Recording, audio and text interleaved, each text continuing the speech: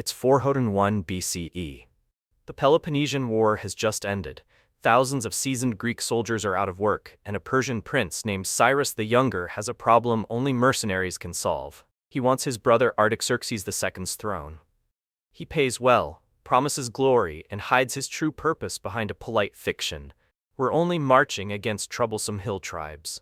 The Greeks sign on, and so begins one of antiquity's wildest survival epics, the March of the 10,000, told to us by one of the men who was there, Xenophon, in his book Anabasis. They gather in western Anatolia and start east, an army of roughly 10,000 to 13,000 Greeks. Mostly heavy infantry hoplites with some peltasts and Cretan archers, under a patchwork of leaders. Clearchus the Spartan, Chrysippus the Spartan, Proxenus, Menon of Thessaly, and others.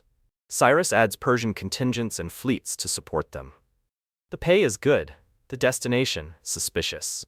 At Tarsus in Cilicia, the Greeks mutiny when they realize the bandit-chasing story doesn't add up. Cyrus smooths it over with a raise and a new pretext, and the long column keeps moving. They cross the Euphrates and swing south toward Babylonia. There, near the canals and date groves north of Babylon, the Persians mass. The Greeks deploy in the tight, bristling phalanx that had broken so many enemies at home. The Persian army stretches broad and thin. The Greek line is short, deep, and terrifyingly efficient. At Cunaxa, they drive back the troops in front of them, but on a distant part of the field, Cyrus charges directly at his brother and dies in the attempt. The Greeks hold their ground.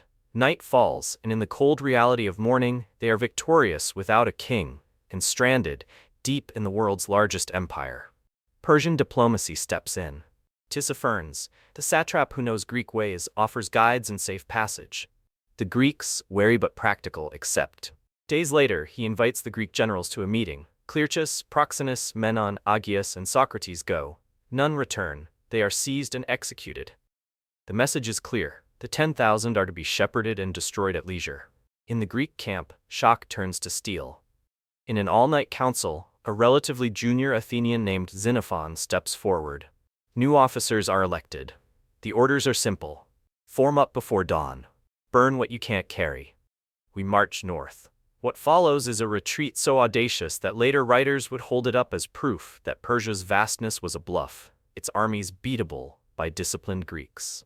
From the plains of Mesopotamia, the 10,000 aim for the Black Sea, where Greek colonies might offer ships home. Between them and safety rise mountains of stone and hostile tribes who owe Artaxerxes nothing. The Persians shadow the column, probing, harassing, always waiting for a mistake. They cross the Tigris by craft and nerve and turn into Kardukians, highlands that later ages will associate with Kurdistan.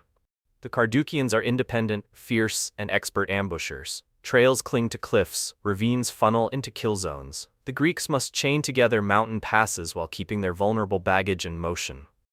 Xenophon splits the army into vanguard and rearguard, rotates units through the worst fighting, and uses feints to pry tribesmen off the high ground. Progress is measured in blood and switchbacks. At one narrow defile, Kardukian slingers and archers pepper the column from ledges the hoplite spear cannot reach. The solution is as old as improvisation. Shield walls of wicker and rawhide against arrows, rush-up goat tracks, and night marches to seize the choke points before dawn. A river glints below. Behind, Persian cavalry test the rear. Every camp is a problem to solve and a trap to escape. Xenophon notes the weather turning mean, food grows scarce, discipline grows harder to maintain. Still the column climbs. Then the mountains vomit them out onto the border river. The Centrites, a fast, cold ribbon that separates Kardukian lands from satrapal Armenia. The far bank bristles with archers. The Kardukians form up behind. The 10,000 are pinned to the shingle, trapped between enemies, too exposed to ford. Xenophon has a dream of unshackled legs. In the morning, scouts find a shallower crossing upstream. The Greeks feint at one point, surge at another, and force a passage as trumpets scream, shields lock, and javelins thud into the water around them. It is one of the great near-death scenes of the retreat, and they make it across, barely. Armenia greets them with snow and satrapal horsemen under Anabasis. The Persians can't stand in the open against the phalanx, but winter can. Men go blind from glare, feet blacken with frostbite. The army's pace becomes a battle against cold. Supplies come from barter, force, and still more force, storming hill forts when negotiation fails. The column is now a moving city of the half-frozen, hungry, and stubborn, kept alive by routine. March, fortify, warm the living, bury the dead. Days blur into weeks. Then, on a ridge above the coast road, a shout starts at the front and ripples backward until it becomes a roar that history remembers. Thalata, Thalata. The sea, the sea. Below lies Trapezus, modern Trabzon, a Greek colony on the Black Sea. Men weep, helmets fly into the air, spears drum on shields. For the first time since Cunaxa, hope seems something you can touch. When the last units finally file into the Bosporus area, they are far fewer than the numbers that left Sardis, perhaps just under 6,000, hardened and unkillable.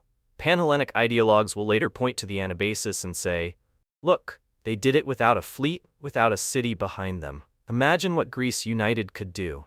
Alexander will make that imagination real. If you liked this story, please like and subscribe so I can make more.